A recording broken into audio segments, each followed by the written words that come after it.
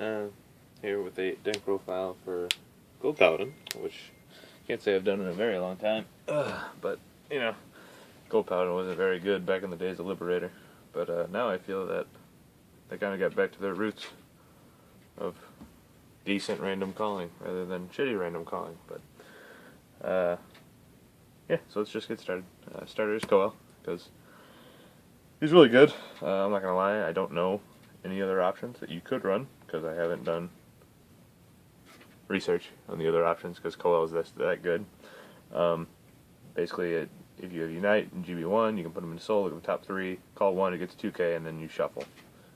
It's real solid. He, just replaces himself for free, goes to Soul, which is important, and I would say activates Unite, but you need Unite in order to use it, so he's just solid overall. You can start chaining a few things, chaining a few calls if you get the right stuff, but we'll see.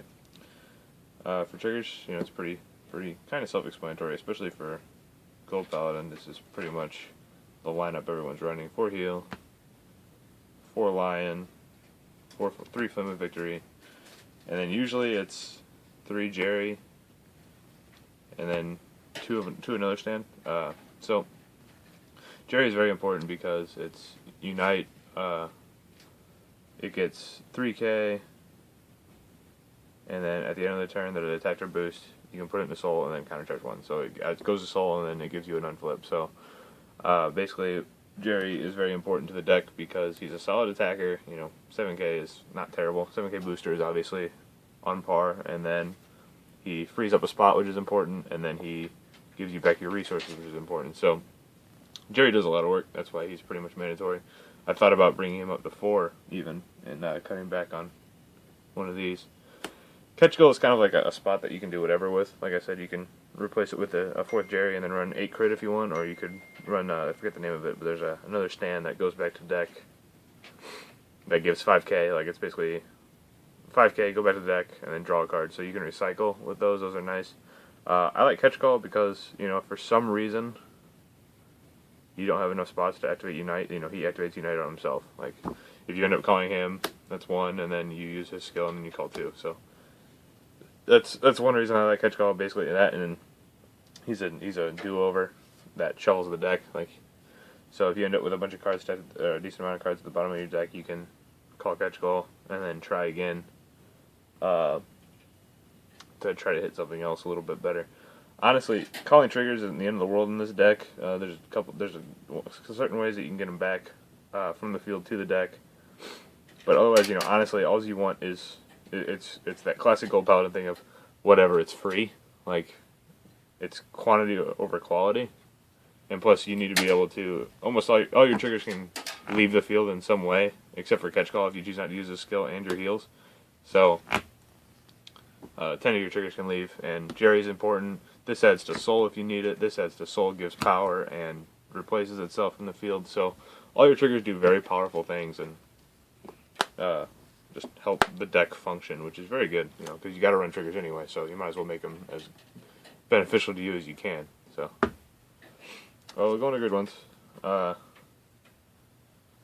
start out with just 4 perfect shields. This is I don't know, controversial in Gurguit. A lot of people say, you want to run the OG Perfect Guard so that you can use Gurguit skill in order to get him. Some people say that you want to use the Perfect Guard G so that they unflip the new Perfect Guard that comes back to your hand from the field. Personally, I like Mark just because, yes, if you get it off Gurguit, you can use it. I don't think the Gs are necessary because you have a decent amount of unflip anyway, and the ones that come from field are okay, I guess. But, Mark's always there in a pinch. The last thing you want to do is not be able to... You don't want to lose because you can't call your Perfect Guard off Gurguit's skill. Because, really, that's kind of what Gurguit's skill there is, to save you when you need it. So, that's why I went with Mark. But you can honestly run whatever your preference is. 3, Garbaduck. Garbaduck's really good, obviously, because it's Stride Potter. It helps you get Gurguit if you need it for your Vanguard ride. But it's, self-explanatory. You could bump this up to 4 if you want, and bump this down to 2, but personally I like Horsia. Horsia has Unite skill of, when another unit is placed, if you're in Unite, this and the unit in the same column get plus 2k. So it's plus 4k to the column. So if you call one thing, you know, it's usually only swings for 20 because, you know, 9 plus 7 is 16 plus 4. So you really need to get 2 calls off it in order to do silly things. Get some good numbers going, but decent amount of your grade 2s swing for more than 9k. So the Horsia just helps swing for that extra stage and gets real silly, you know, with Qoheleth, when you use Qoheleth and you kind of go off that first stride turn, you know, I'll go over that when I cover strides, but with that first stride turn, Horsia just kind of gets numbers even bigger, so kind of helps out. And last for Jeffrey. Jeffrey is just an all-star. It's real silly how good Jeffrey is. At the end of the turn that he boosts, you can put him in a soul. Or at the end of the battle that he boosts, you can put him in a soul and then draw a card if you're in Unite. So, again, he replaces himself. Excuse me. He replaces himself and then adds card to hand. So, it's not uncommon for you to go something crazy like, you know, if for some reason you have no cards in hand, but you have 3 Jeffreys on the field. After you stride and attack and everything and get your drive checks, you're going to have 6 cards in hand, which helps you win, or survive, rather, and come back and kill him on the crackback. So, Jeffrey allows you to commit to the board without worrying about your hand. So that's why Jeffrey's really good. And again, he frees up a slot so that you can keep your calling effects going your next turn.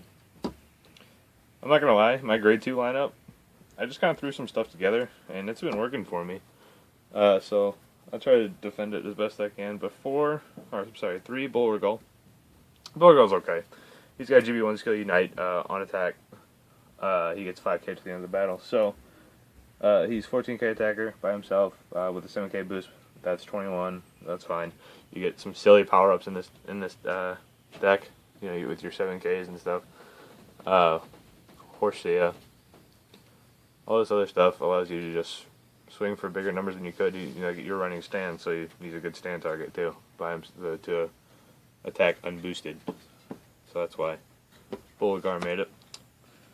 After that, we have 3 Henrius. Henrius, you know, is what a lot of people pulled Pelennor or Pool for. I still run all of them, but kind of +1, soul +1. When he's placed on rear, you can look at the top 3, and then call 1. If you have a Gurguit Vanguard, they each get this, and the unit you call get 3k. So he's a solid +1. There's no reason not to run him.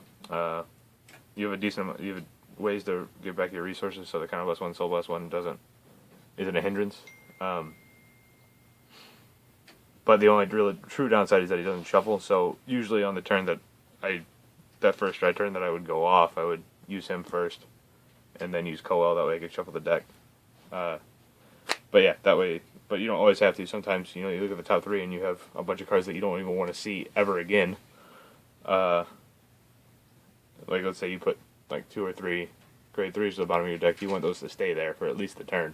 So yeah, that way you don't check them unless you need to for striding next turn. You know, it's weird, but whatever. Henrius is a good card. 1 Twill, only because if you go into your backup grade 3 in this deck, it doesn't gain the advantage as fast as just riding in the Gurguit. So Twill allows you to stay aggressive and still keep your calls.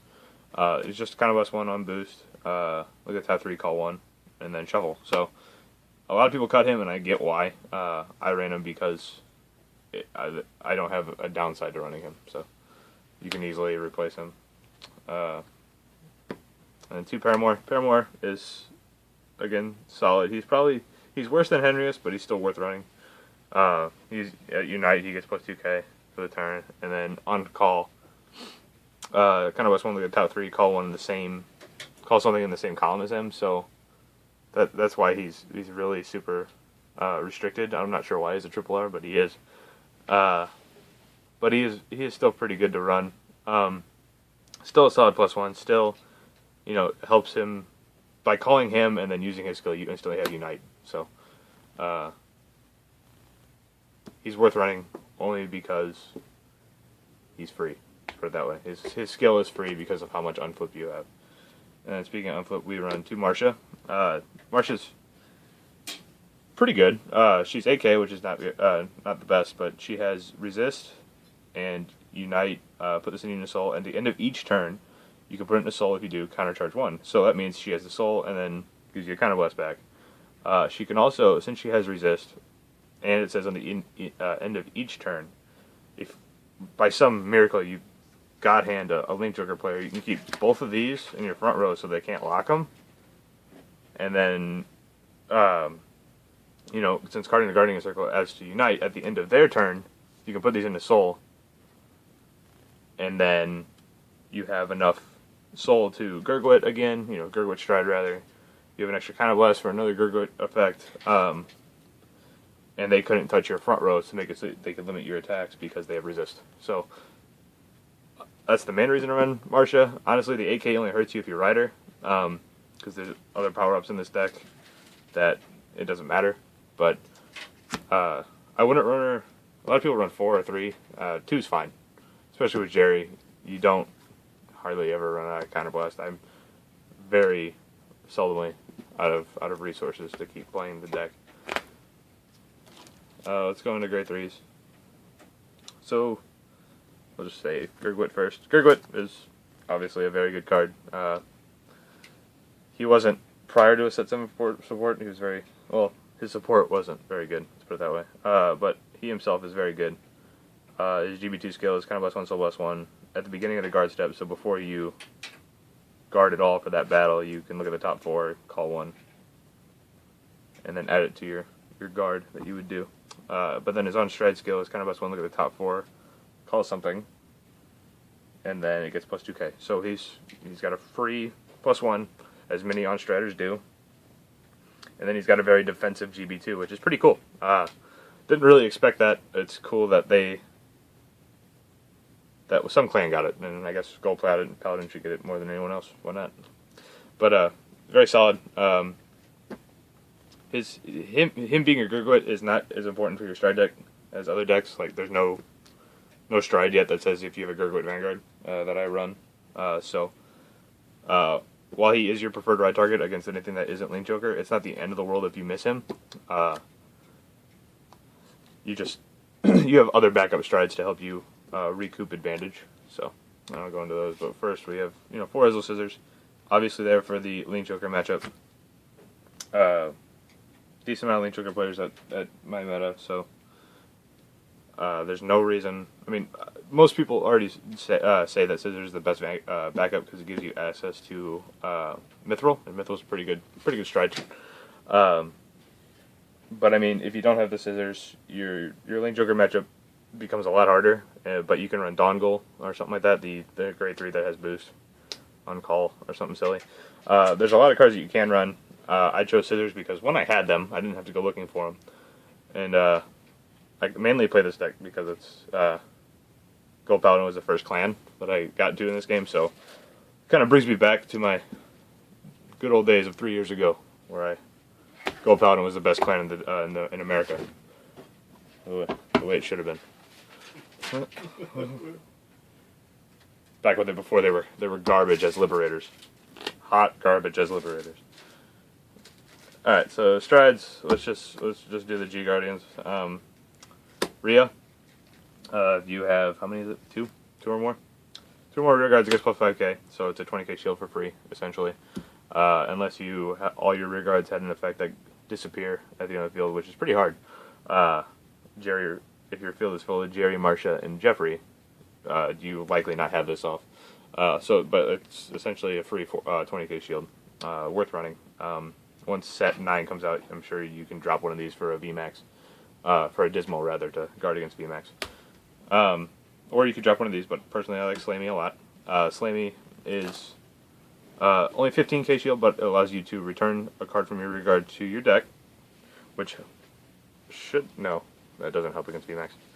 Because it doesn't replace it, it just gets rid of the attack. Anyway, but it allows you to look at the top 4, and call up to 2 cards with different grades. So you can call 0 and a 2, 0 and a 1, 1 and a 2. Basically, it gives you an extra, up to an extra 15k shield on top of Slammy, and it returns a card to your deck so that you can continue to call it, or if it's a trigger, allow you to hit it, stuff like that. Slammy's very good. see.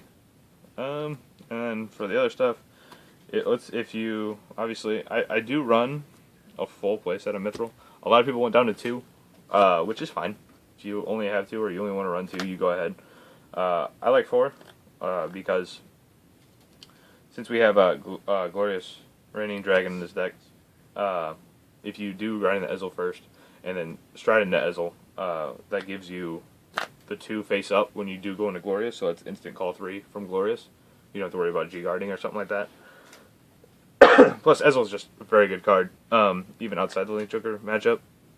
Kind of +1 for a +1 and then huge power to the board. Usually Ezel's getting +9k and then whatever you call is getting +9k, so if you call Bulwark Gall, that's 22 by itself. So that's pretty good. But if you are running Ezel Scissors, you definitely want to run at least 2 of these because that's the main reason you run Ezel Scissors. So, let's see.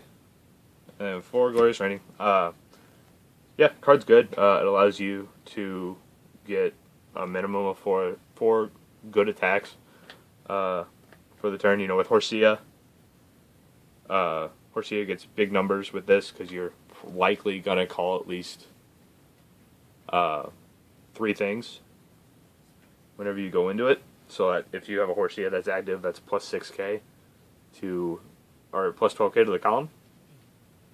Yeah, +12k to the column.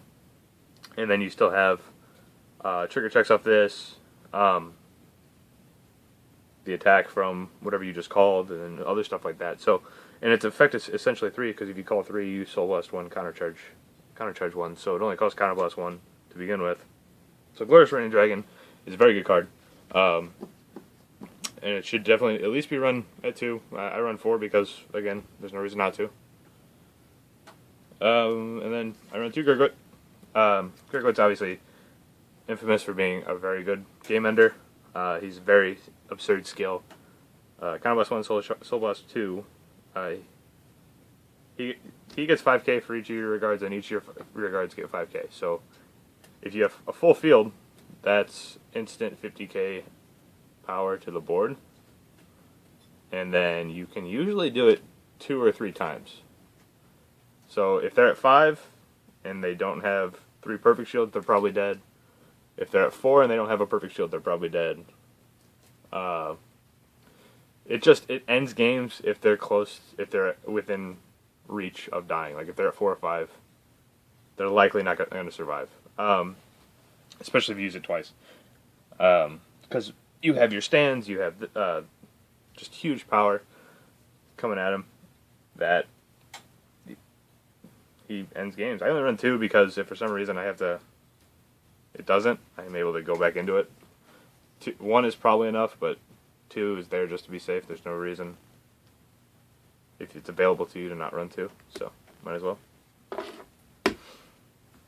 And then I do run a Scourge Point. A lot of people, I mean, Scourge Point's a great card. A lot of people, I think, run 2 or 3. But if you have Gurguit, if you're able to write Gurguit first, which you should be able to do, you go into Scourge Point, because when you Gurguit Squill, it's another 5k, and then let's say you Gurguit into Henrius or Paramore, that's another 5k, and then you Qoheleth, that's another 5k, so you're automatically, and let's say Horsia, so the power to the board has gone up at least 30k if you do that, 15k to this, and then 15k to the board. So, well, obviously it doesn't end. It puts a lot of pressure on your opponent and makes them burn resources, especially if it triggers on that attack. It burns through a lot of their cards pretty early, and usually puts them within striking distance. So, usually whenever you, let's say I do go into Gurguit first, so I stride this, and then I go into Glorious Reigning, and then after that I go into Gurguit. If for some reason they hit a couple heals, I would go back into Glorious Reigning before I stride into Gurguit. Excuse me. But that's usually, the 1, 2, 3 that they have to deal with whenever you play this deck against them. If you go into Ezel, it's usually Ezel in the Glorious Reigning, and then Gurguit. So, you only on games that it has to go long do you have to. Would you maybe Glorious Reigning or Gurguit twice, or Glorious Reigning twice? But in my experience, it's the 1-2 punch of ride Gurguit and stride into this, stride into Glorious Reigning, stride into Gurguit, and that usually does it. But obviously, it's Vanguard, every game's different, so kind of play it based on the situation. And then obviously one Sea Breeze. If your opponent is stuck at grade 2, you want to be able to get all your GB1 effects off besides striding. So Jeffrey, Jerry, all your uncall calls like Paramore, Quill, Henrius, all those require GB1, and you want to be able to do that so you can push your opponent as hard as you can so you can win before they get their grade 3, or if they're intentionally on 2 for some reason, you keep up the advantage so you can punish them as much as possible for it. But anyway, that's Gurguit. Hopefully set 10 brings a lot of cool stuff. Sorry this wasn't out sooner, I just can't play as much as I want, but I'm relatively happy with the deck, and hope you guys enjoyed. I'll talk to you later. See you.